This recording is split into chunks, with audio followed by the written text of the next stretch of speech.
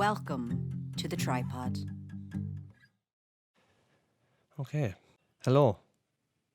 Hope you're all well. Hope you're all staying safe. Sean here in the absolute depths of hay fever right now. So I apologise if I sound like I have 15 crayons shoved into my sinuses. Yeah, I'll tell you a story, right? Funny thing. I used to work for a silage contractor. I used to drive tractors, drawn silage for 4 or 5 years. And never once had I hay fever. Never once.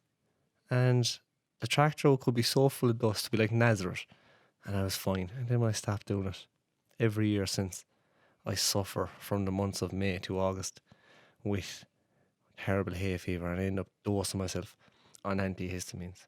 Isn't that funny that the way I never got it when I was actually out in the hay and the grass. Right, already going off topic.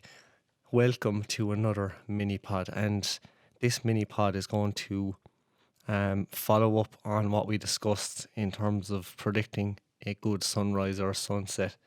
This mini pod is also being recorded, so it will be available on YouTube because I'm going to use a couple of images to illustrate the points that I'm talking about. Now, no, I'm not incredibly arrogant that I'm using my own images to illustrate these points. It's just convenience. I had them at hand, obviously. And by no means are these the perfect images, but they do help me to talk about what I want to talk about in this mini pod, which is making the most of the conditions you have and how you can combine those conditions with your composition and try and mesh the two to create a pleasing image.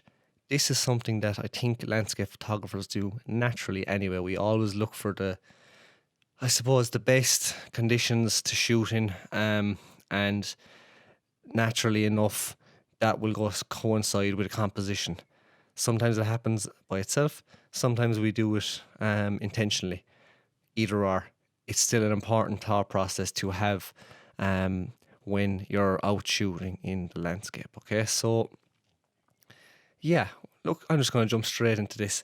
The first image we have, and look, this is going to be available on YouTube and IGTV, so you'll be able to watch it, you'll be able to visually see the images. For those of you that are listening, I will try my utmost to describe it as visually as possible. How well that'll go now is another story. The first image we have here is shot at the cliffs of Moher, the Hag's Head site. And for those of you that haven't visited the Hag's Head site, I would highly recommend going there because it's a truly stunning part of the Cliffs of Moher. And I arrived a little late, so a little early, I should say. I arrived about, I suppose, an hour and a half, 2 hours before sunset. And I had scoped out my composition that I wanted to use for sunset. And I was like, right, what do I do now? So rather than just sit down and wait, I spotted this composition where the cliff comes out to a point. So imagine kind of a U shape and the cliff edges out to a point. Okay, and there was nice light hitting it, all right? So I said, no, that looks nice, I'll shoot that. So I zoomed in and just picked out a small section of the cliff itself, just to where it came out of the point. There was quite strong waves crashing against it, so I used a shutter speed of around a half a second, I reckon, just by looking at it here now, and got some nice light catching the waves and the cliff. Right, so what I'd done was, I used the light from the sun, the side light, to create an image here. Okay, the sun was still too strong, too high in the sky for me to shoot anywhere near the sun. I would have blown out highlights and it would have just been a big fireball in the sky. Whereas by zooming into this section of the cliff, I cut out most of the sky, I cut out all those strong highlights, but I still was able to harness the light from the sun just to give that nice side light onto the cliff and onto the waves itself. So that's one example of how I used kind of the conditions I had to create an image that I feel was quite nice, and it was one of those sleeper images I didn't really know what I had until I got home. Alright, so the next one is, I only shot this the other day actually, and this is still in the fermenting phase, as I call it. I could come back and change this now in a few weeks, but this is just an initial edit. It's a lone tree in one of these grain fields, so one of these lovely green grain fields, a tillage field that you'll see right now. and there's quite a dark, ominous sky behind it. Okay, and to the right of the tree are these ferns and other pine trees. Now, I walked around to the other side of the tree, and we'll say like the back side, and shot it as well. And it was way nicer in terms of there was nothing else in frame. So there was nothing else around the tree. It was just on its own. And ideally, with a lone tree, you want it to be on its own, hence a lone tree. So that was a better, I suppose, in terms of a lone tree, it was a better image. However, I was shooting back into the sun. And even though it was only a half an hour before sunset, it was still quite a bright sky. And the tree was blending in with the sky, if that makes sense. There was no definition to the image. Whereas I saw these dark clouds, and by having the sun to my back, the light was hitting the tree, and it was offset then against this dark sky. So straight away, that actually gives the image separation, and it gives the image contrast. It gives the image depth. And I actually shot it quite low, so I used quite a aperture. What was I at? I think I was at f5.6. Now, Micro Four Thirds terms, that's probably equivalent of like f8, but I was still able to get the front grass out of focus, and I done that intentionally. So I included kind of grass in the foreground to give you that depth, or that, I suppose, no, it's not a leading line, it's a layer, okay? And I done that intentionally so that we have something in each element of the image. But if I had chose a composition where I was shooting into the sun, the tree would, or the image would have been flat, it would have lacked that depth. Whereas the fact that I chose to shoot away from the sun against this dark sky, I was able to have a nice tonal contrast of the tree against the sky, and it gave the image depth, and it gave the image plenty of mood. Okay, even though there was distractions to the right hand side of the frame, for me, I can get over that, given that it's a much nicer sky behind it and a much more dynamic image, I suppose you could call it. Number 3, trees in the mist. So if you're watching this video, you'll see I'm consulting my iPad here. I have to make a few notes because, well, you know, I wasn't going to totally wing it. Like, trees in the mist. So this was shot in Killarney. So those of your listener might be familiar with this image. It's of the two kind of pine trees in the lake in Killarney, with some nice autumnal colour around it. And this is an example of how I probably picked out a composition that, I suppose you could say, lent itself very well to the misty morning that was there. I shot a couple of images with a wide angle, and even though it was nice, I felt that the trees were getting a bit lost in the frame. And I wanted to pick out these autumn colours. I wanted to pick out these oranges, yellows, off-colour greens. And the best way to do that was I chose composition with a long lens. So I shot at about 100 millimeters, Micro Four Thirds. So that's 200 millimeter full frame equivalent. And the mist was just rising up around these trees.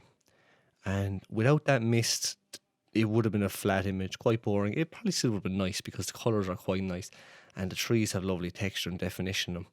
But the mist just added that extra magic, that extra element of that extra oomph, I suppose you could call it. So yeah, that's how I chose that composition, or why I chose that composition, because I knew the mist would be rising off the lake. And rather than shoot a composition with a wide angle, I picked out the trees and I allowed the mist to shroud up around them. Okay, so that's something to bear in mind. Don't be afraid to stick on the long lens. Don't be afraid to pick out those finer details in the landscape. I rarely shoot. I have an ultra wide angle. I have a 7-14, so that's that translates to a 14-28 full frame, and it's nice. A wide angle is nice if you have something quite dominating in the foreground of your image and you get right up close to it, open it up wide, and you create this kind of distorted effect. But I love shooting landscapes with a long lens, and I'm actually only after realising that the first 3 images I've shown here have been shot. The cliffs one was shot at 80 millimeters. The tree last night was shot at 50 or 60, and this was shot at 200. So there you go. Little nugget of information there for you. So it just came into my head. The next one, right? Calm conditions and little wind. So up until now we've had side light, We've had dark skies, kind of contrasting skies. We've had a misty morning on a lake. This is another kind of a lake scenario where you have calm conditions or little wind. Now, windy and clear outside are really, really good at wind, all right, and predicting wind. Like, wind is easy to predict. If they say there's going to be little to no wind, then more often than not, they'll get it right. You might find that, actually, yeah, what I've noticed is when you see little to no wind, that'll be before sunrise. And often after sunrise, or maybe an hour after sunrise, wind will pick up. So make sure and be there on time, and not like me rushing around like a headless chicken sometimes. But when you see calm or little wind, try and get to a lake. Try and get those beautiful reflections, those mirror like glass like images, where not only does it give it symmetry, but it just looks class. And this is an image in Gugambara and the famous church. Nice pinks in the sky, a bit of mist and fog on the lake, but it was flat calm. And I've been very lucky. I think I've shot in Gugambara 4 or 5 times, and I'd say most of those times I've had perfect reflections. But yeah, it's lovely to get those reflections. So if you see calm conditions, little to no wind, it might be worth heading to a lake rather than like a coastline, where maybe in a coastline, no, I don't do a whole lot of coastal photography, so I'm not going to talk too much about that. But with a coastline, you kind of want a bit of wind, maybe just to get that swell up so you can get that swirling water motion. Whereas calm conditions often lend themselves very well to a lake and also to a woodland. So yeah, I chose this composition because I got the church reflected in the water, and I got the sidelight hitting it as well, from the rising sun. Okay, so the final one we have is fog. And if you see fog forecast, I would always head to a woodland when I see fog forecast. It's just because, I love woodland photography, and you shouldn't have to rely on fog for woodland photography. Okay, that's the first thing I'm going to say. Like, I don't want people thinking, right, I can't shoot in the woodland if there's no fog. No, that's not the case. You can. Look at Simon Baxter's work. The man's a genius. He doesn't, while he creates a lot of fantastic images in fog, he can also create them outside of fog, just because of his compositional technique, the way he can pick out shapes, lines in a forest. It's fantastic to watch. But so don't rely on fog. However, I live near a woodland, so when I see fog, I will try and go to the woodland, and I've especially used it during these pandemic times. It helps break down the chaos, and what I mean by chaos is, in a woodland there's a lot happening. There's a lot of briars, brambles, different species of trees, there's grass, there's tree trunks, and it can just be chaotic. And even when you see a nice scene in your viewfinder and you take a picture of it, you look at it at the back of the camera, you're like, that looks terrible. And I touched on that with Ben in the interview last week. It's just something to do with how we perceive depth, but fog can just break down that chaos, and it adds this ethereal effect to the shot that can't be achieved any other way a lot of the time in the woodland. And you bang some Martin effect on that in post-processing, and you've got a really magical image. And yeah, so fog in the woodland, you will find compositions. So that's another example of how the conditions that you have might help you pick a location or pick a composition in a woodland or whatever scenario you have presented to you. I mean, that's just the point I'm trying to get across. While it's not always possible, there are ways to maximize your chance of getting a good image by having a look at the conditions at hand, trying to predict them, trying your best to predict them, and then having an idea of what kind of images you could shoot. Because let's say there might be a dark sky, or there might be a roaring sunrise, or there might be some fog. And it's I find it fascinating because I'm a nerd for planning and all that. But it's a very thought-provoking workflow, and it's actually a good thought process in general to have as a landscape photographer. And I'm just speaking as a landscape photographer here. I'm sure it applies to every other genre of photography, but it just comes down to your planning as well. And yeah, I mean, as I say, you can predict all you want and try and predict as best you can. And don't worry if things don't go to plan, because I've probably had more failures in landscape photography than successes. And that might be hard to believe for some people, but it's you don't always see the failures. You don't always see. I think we're all guilty of that. We'll never put up the Instagram story of the failed sunrise shoot or the failed sunset. We'll always show the good stuff, which is yeah, probably a downfall of social media in general. Anyway, I'm not going to get into that right now. Trust me, that'll be another hour, an hour long episode. So I hope that was helpful. That was just my little mini pod, I suppose. I'm flying solo today. The lads abandoned me. So look, it is what it is. Yeah, I think that you will probably appreciate having the other two lads on now as well. The fact you've had to listen to my accent for a full whatever we've been recording, I don't know, 20 minutes maybe, something like that. I didn't want this to be too long, but I hope you took something out of that. I hope you enjoyed it. Thank you very much. The feedback and the response so far has been fantastic. We're glad you're enjoying the podcast. We're absolutely loving making it. Every time we finish recording, we're like, oh, I can't wait to record the next one. And yeah, there's definitely going to be some big things in the pipeline. So I'm going to leave you with that. Make sure and subscribe to the podcast. Please leave a review. That helps an awful lot. So leave a review. Subscribe to us on YouTube. Follow us on Instagram. The Tripodcast. Yeah, I link all the socials in the description of this of this video. The lads will kill me. Right, I'm gonna let you go. Thanks very much for watching. Thanks very much for listening, and stay safe.